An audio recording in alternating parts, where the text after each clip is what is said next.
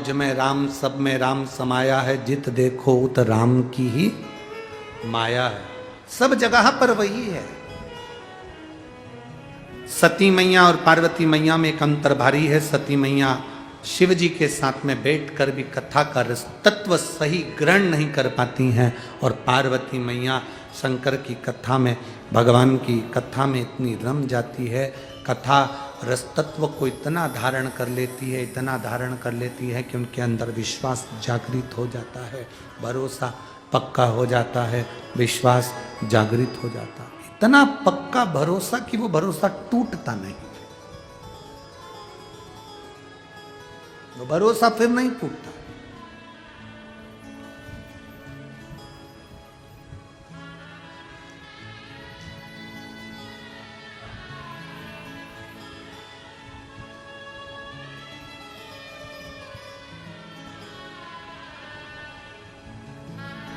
और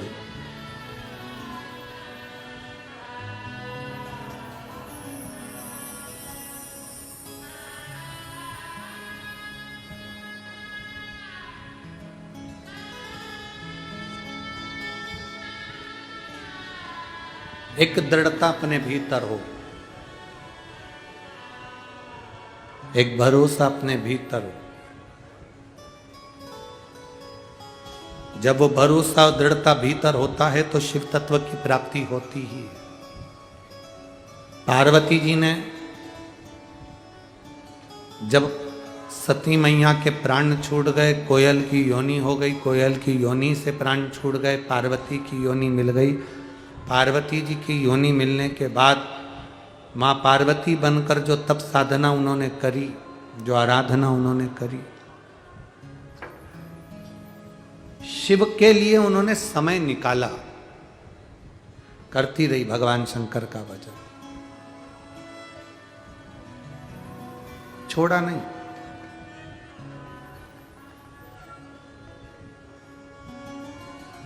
सबसे ज्यादा भाग्यशाली हैं पूरे तीर्थ, भारत की भूमि के जितने तीर्थ हैं उन तीर्थ में सबसे ज्यादा भाग्यशाली हैं पंढरपुर के रहनिवासी। एक तीर्थ में एक देवता होता है, एक तीर्थ में एक देव है, एक प्रतिमा है, एक स्वरूप है, पर पंढरपुर में एक स्वरूप में दो स्वरूप हैं, हरि विठ्ठल और शिव, दोनों एक साथ विराजमान, दोनों एक साथ विराजमान। सत्संग किया माता पार्वती ने, तप साधना करी, आराधना करी, विनती करी, बैठी रही, नमन करती रही।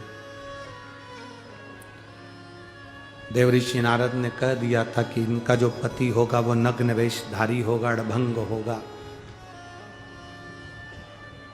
नग्न वेशधारी होगा, अड़भंग होगा।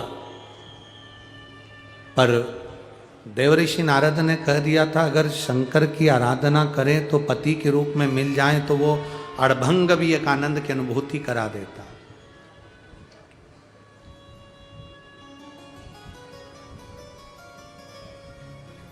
ऐसा नहीं था कि शिवजी ने माता सती को नहीं समझाया था।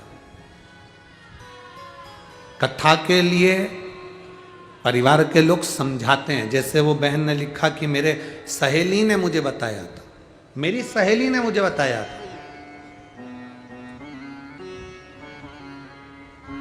कि शंकर भगवान पर जल चढ़ाओ। कोई ना कोई तुमको ज्ञान देता है, समझाता है, कोई आपको सतमार्ग बताने वाला मिल जाएगा कि शंकर के द्वार तक जाओ, एक लोटा जल चढ़ाओ, भगवान का भजन करो। तो जो तुमको कहे ना कि शिव जी के मंदिर जाने की कोई प्रेरणा दे, शंकर जी के मंदिर पहुंचाने की प्रेरणा दे, शंकर जी के मंदिर में एक लोटा जल चढ़ाने की कोई तुम्हारी पड़ोसन, तुम्हारे रिश्तेदार, तुम्हारे नातेदार तुम्हें प्रेरणा दे और भेजें, तो समझ लेना स्वयं शंकर उसको भेजे हैं तुम्हारे कल्याण के लिए, तुम्हारे दरवाजे तक पहुंचाया। स्वयं शिव भेजे हैं उनको।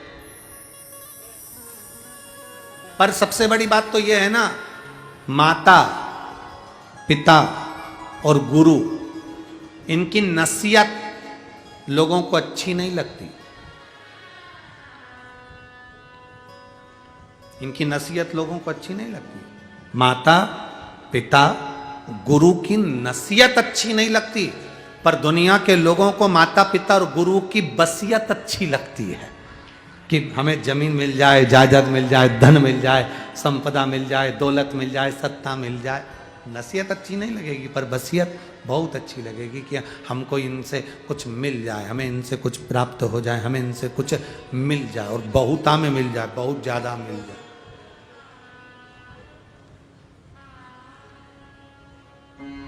समझाया भगवान देवाधिदेव महादेव ने माता सती को भी समझाया, सती ये श्रेष्ठ नहीं है, विश्वास मूल रखिए, भरोसा पक्का रखिए, दृढ़ता प्रबल रखिए।